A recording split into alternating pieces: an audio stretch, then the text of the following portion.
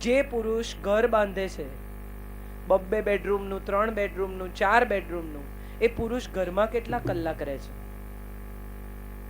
કોઈ દિવસ કોઈ સ્ત્રીએ એવું વિચાર્યું છે કે મોટા ભાગના પુરુષો જે ગામમાં નાની જગ્યાએ ભુજમાં રહેતા હશે એમની વાત જુદી છે, પણ જે બેંગ્લોર રહે છે, મુંબઈ રહે છે, મોટા શહેરોમાં રહે છે, એ જિંદગીના 40 વર્ષ ટિફિનમાંથી ખાય છે.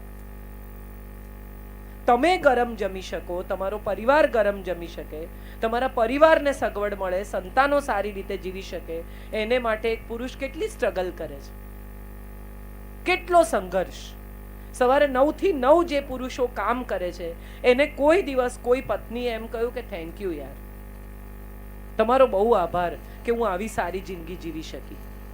આ દાગીના, આ સાડીઓ, આ ઘર, આ સલામતી, આ પ્રેમ, આ સન્માન, આ સંતાનો, બધા માટે તમારો આભાર.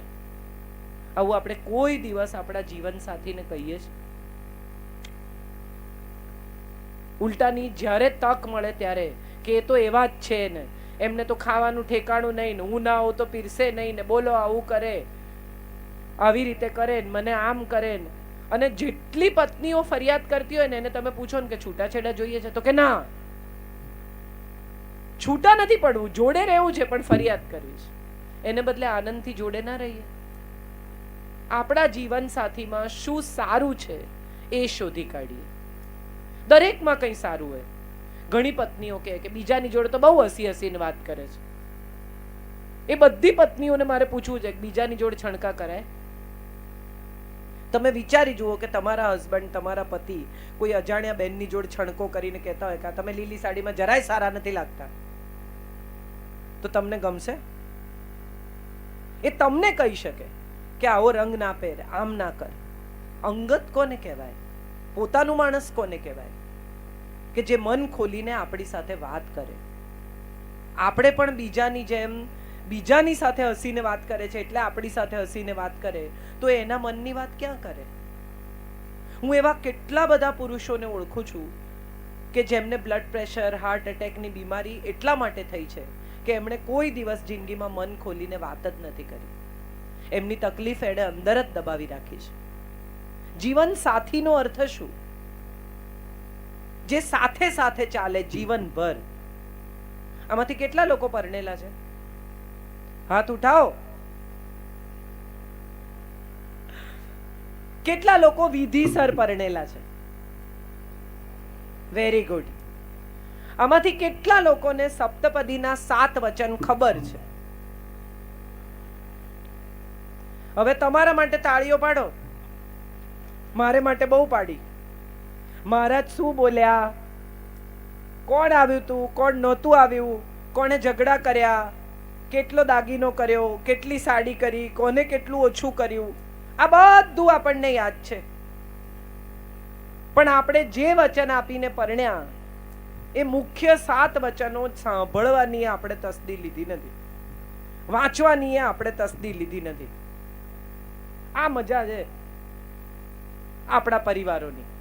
હમણાં વચ્ચે એક દિવસ એક બહુ જાણીતા કવિ છે, એમની સાથે હું પ્રવાસ કરતી હતી. એટલે ગાડી સિગ્નલ પર આવીને ઊભી રહી એટલે એક ભિખારી આવીને ભીખ માંગવા લાગ્યો. એટલે મેં કાચ ચડાવી દીધો. બધા એમ જ કરે, કોઈ ભિખારી આવે તો આપણે શું કરીએ, આપણે ગાડીનો કાચ ચડાવી દઈએ. ગાડીનો કાચ ચડાવી દીધો. પછી થોડી વાર રહીને મેં એમને કહ્યું, મેં કીધું તેજપાલ હોલમાં જે લક્ષ્મીનારાયણનું મંદિર છે ને એમાં મને બહુ શ્રદ્ધા છે, શું મૂર્તિ છે લક્ષ્મીનારાયણની. આમ જાણે એમ થાય કે હમણાં આપણી સાથે વાત કરશે. એટલે કંઈ બોલ્યા વગર મારી સામે જોઈને કે આજે એ બી કાચ ચડાવી દેશે. તમે વિચાર કરો કે આપણને આપેલું આપણે કોઈને નથી આપતા, તો ભગવાન શું કામ આપણને આપે? એ આપણને એટલા માટે આપે છે કે એ જેને નથી આપી શક્યો એના સુધી આપણે પહોંચાડીએ. પણ આપણો સ્વભાવ કેવો છે? ગણી ગણીને આપવાનો, વિચારવાનો. આપણા કામમાં આવે એટલા કામના, બાકીના બધા નકામ. આપણા કામવાળા ઘરના હોય એને સાડી આપી દઈએ, પણ કોઈ બેન માગવા આવ્યા હોય અને આપણે જોઈએ કે એની સાડી ફાટેલી છે તોય, આપણા કબાટમાં અનેક સાડીઓ હોય તોય આપણને બધી જ ગમતી હોય. કોઈ દિવસ એવો વિચાર આવ્યો કે ચલો 5 સાડી એવી કાઢીએ કે જે છેલ્લા 1 વર્ષથી નથી પહેરી. એવા કોઈને આપીએ કે જેની પાસે કપડાં નથી. ગાંધીજી જ્યારે ચંપારણ્યમાં ગયા ત્યાં સુધી એ પૂરા કપડાં પહેરતા હતા, પાઘડી પહેરતા હતા, જબ્બો પહેરતા હતા. ચંપારણ્યમાં જ્યારે ગળીનો સત્યાગ્રહ થયો ત્યાં બગીચામાં ગળી ઉગાડતા હતા અને સરકાર એમને ગળી ઉગાડવાની ફરજ પાડે, ચાબુક મારે મજૂરોને, એટલે ગાંધીજીએ ત્યાં જઈને સત્યાગ્રહ કર્યો. અને ત્યારે એક બહેનને એમણે કહ્યું કે તમે કપડાં ધોઈને પહેરતા હો તો ચોખ્ખા. અને ત્યારે એ બાઈએ એમ કહ્યું કે બેન, હું ધોઉં તો પહેરું છું, મારી પાસે એક જ જોડી કપડાં છે અને એ પણ ફાટેલા છે. ત્યારથી ગાંધીજીએ નક્કી કર્યું કે હું ઓછામાં ઓછા કપડાં પહેરીશ. આ દેશમાં જ્યાં સુધી બધાને બધા કપડાં નહીં મળે, મારા તમામ ભાઈ બહેનો પૂરા કપડાં નહીં પહેરી શકે, ત્યાં સુધી હું પોતડી પહેરીશ. આપણે બે સાડીમાં જીવવું એવું નહીં, આપણે એવું કરી પણ નથી શકતા, આપણે સંત પણ નથી. પણ છેલ્લા એક આખા વર્ષમાં જે સાડીને આપણે હાથ પણ નથી લગાડ્યો, 2 વર્ષમાં જે કપડાં આપણે પહેર્યા નથી, જેને આપણે અડ્યા નથી, એ કપડાં તો કોઈને આપી શકાય? કેટલી બધી સ્ત્રીઓ દિવાળી આવે ને એટલે માળિયા પરથી બધું ઉતારો છો ને, પછી બધું સાફ કરે. માળિયા પરથી ઉતારે ને ત્યારે એવું વારે વારે બોલે કે આ વખત બધી નકામી વસ્તુ મારે કાઢી જ નાખવી છે. બધું નીચે ઉતરતું હોય ને ત્યારે બધા બોલે કે આ વખતે મારે નકામી ચીજો કાઢી નાખવી છે, આ વખતે મારે નકામી વસ્તુઓ પાછી ચડાવવી જ નથી. પણ જેવું ગોઠવવા માંડે ને એટલે બધી નકામી કામની કશું ફેંકાય નહીં, બધું ઉપર. હા કે ના? ડોકા તો હલે જ બધાને. આપણા મનના માળિયામાં બી છે ને આવું બધું બહુ સંઘરી રાખ્યું છે આપણે. 31 માર્ચ આવે, કેટલા બધા પુરુષો રિટર્ન ફાઇલ કરતા હશે. આખા વર્ષનો હિસાબ, કેટલા વાપર્યા, કેટલા આવ્યા, કેટલા કોને આપ્યા. પણ કોઈ દિવસ આપણે સંબંધોનું રિટર્ન ફાઇલ નથી કરતા. લાગણીના ટેક્સ ચૂકવવાના, કેટલા TDS કપાયા, ઇમોશનના, પ્રેમના, વાલના. કેવા કેવા લોકો જે આપણને ચાહતા હતા, જેની સાથે આપણો સંબંધ હતો, આપણે એમને 5-5 વર્ષ, 10-10 વર્ષ સુધી મળતા નથી. કેમ? તો કે અમે બહુ બિઝી છીએ. દરેક માણસ પોતાની દુનિયામાં, પોતાના કામમાં, પોતાની જવાબદારીઓમાં બિઝી જ હોય છે. પણ થોડો સમય એવો હોવો જોઈએ કે જે આપણે આપણા પોતાના લોકો માટે કાઢીએ. કેટલા બધા પપ્પા એવા છે કે જે લોકોના છોકરાઓ મોટા થઈ ગયા, એમને ખબર જ નથી, એમણે કદી બાળકો સાથે બેસીને વાતો જ નથી કરી. કેટલા બધા ઘરોમાં તમે જોયું હશે કે પપ્પા આવે ને બહારથી એટલે બધા કોક રમતું હોય ને કોઈ કંઈ કરતું હોય ને કોઈ કંઈ કરતું હોય, બધા ડાયા થઈ જાય. નીચે પપ્પાની ગાડી કે સ્કૂટર પાર્ક થવાનો અવાજ આવે એટલે છોકરાઓ દોડીને ચોપડી લઈ લે, મમ્મી ઘર ચોખ્ખું કરી નાખે, બધા ધડાધડ પરવારવા માંડે. એકદમ સડનલી જે હતું એમાંથી વાતાવરણ બદલાઈ જાય. ત્યારે એક સવાલ એ થાય કે પપ્પા કોઈ ડરામણી વસ્તુ છે? પપ્પા કોઈ ડરાવવાની વસ્તુ છે? કે પપ્પા એવી વસ્તુ છે કે આવે તો ઘરમાં આનંદ થઈ જાય? ચલો સાંજ પડી, પપ્પા ઘરે આવ્યા, બધા બેસીને વાતો કરે. કેટલા બધા છોકરાઓ આજના જમાનાના એવું કહે છે કે અમે તો અમારા પપ્પા સાથે કોઈ દિવસ વાતો જ નથી કરી. લાખો રૂપિયા આપો, તમે કરોડો રૂપિયા આપશો, ઘર આપશો, મકાન આપશો, જાત જાતનું આપશો, પણ સમય નહીં આપો તો શું થશે? બાળકો પાસે આપણી સ્મૃતિ જ નહીં હોય. મેમરી ક્યાંથી લાવશે છોકરાઓ? આપણને કઈ વાતે યાદ કરશે કે અહીંયા હિંચકા પર મારા પપ્પા બેસતા હતા બસ?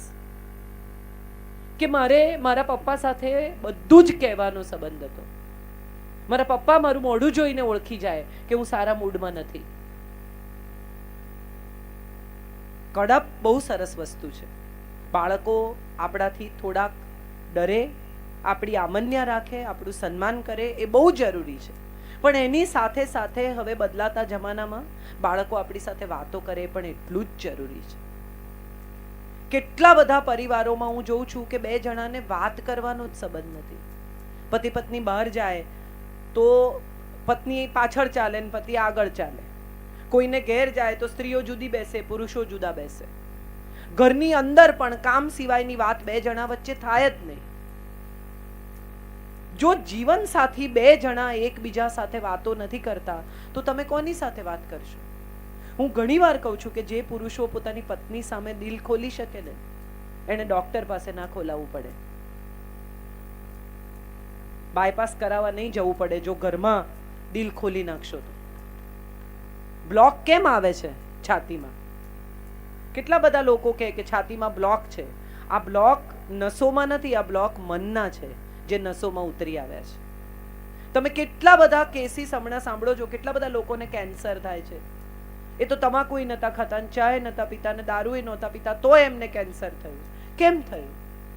એવો સવાલ કદી કોઈએ કોઈને પૂછ્યો છે? આ બધી મનની ગાંઠો છે. આપણે એટલી ગાંઠો વાળી છે કે ધીરે ધીરે શરીરમાં બહાર દેખાવા માંડી છે. મનમાં એટલું બધું ઘૂંટી ઘૂંટીને રાખ્યું છે.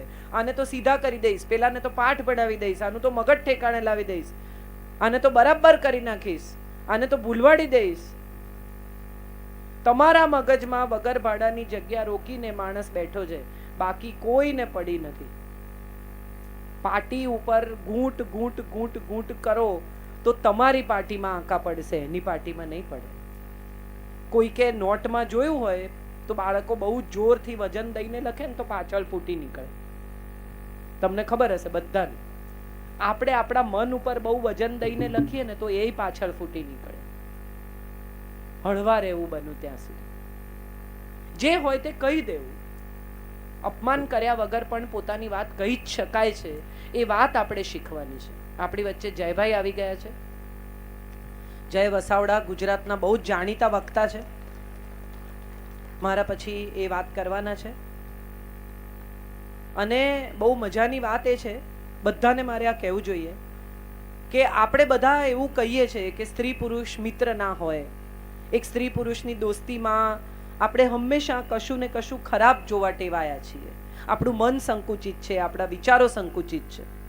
પણ જયભાઈ અને હું અઠવાડિયામાં 3 કાર્યક્રમમાં ભેગા હોઈએ છીએ, લગભગ સાથે પ્રવાસ કરીએ છીએ. અને આવો મિત્ર સાહિત્યની દુનિયામાં મળવો ને એ બી અઘરી વાત છે. તમે તમારા મનની વાત કહી શકો એવો મિત્ર છે. સ્ત્રીઓની સ્વતંત્રતા માટે અને સ્ત્રીઓના અધિકારો માટે પણ એ બહુ બોલે છે.